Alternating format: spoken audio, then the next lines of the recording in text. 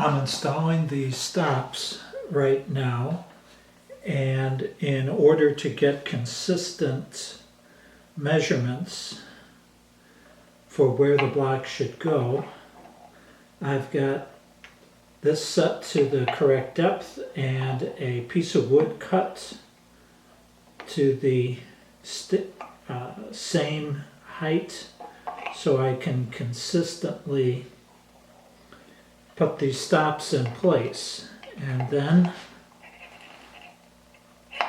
mark them with a punch. Oh, double check that.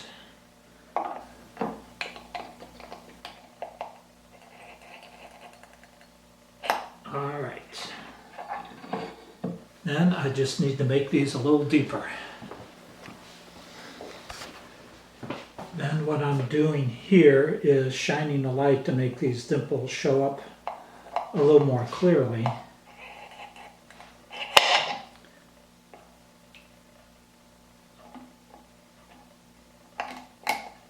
Come on.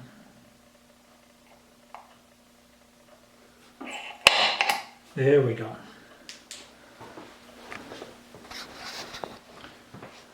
What I found is that when you screw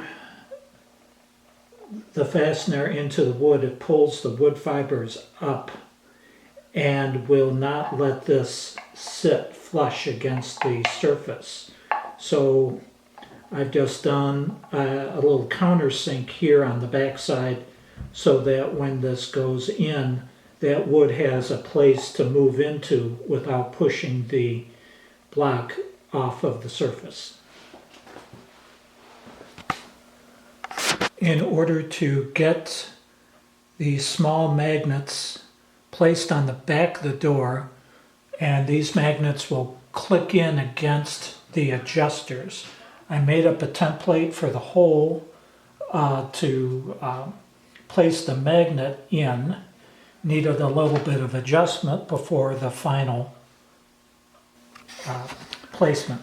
So all we need is a little bit of instant crazy glue. Slide a magnet over, and I drilled it just so that it is a tiny bit undersized.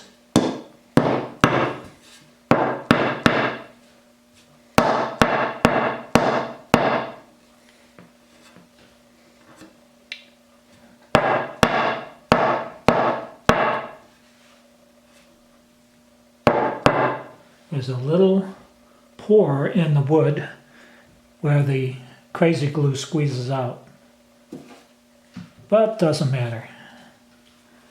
Now I just need to do 3 more and not stick my fingers together.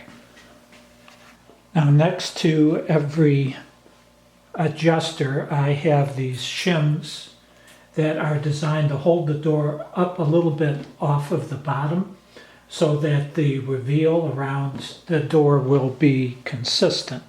We will see with wood movement and expansion that the door does not get pinched when it gets too humid. If it does, these little things will have to pop out.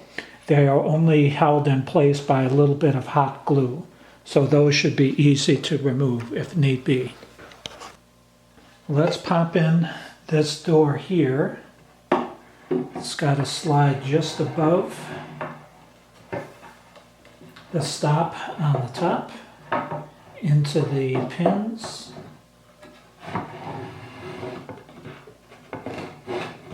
Come on, baby.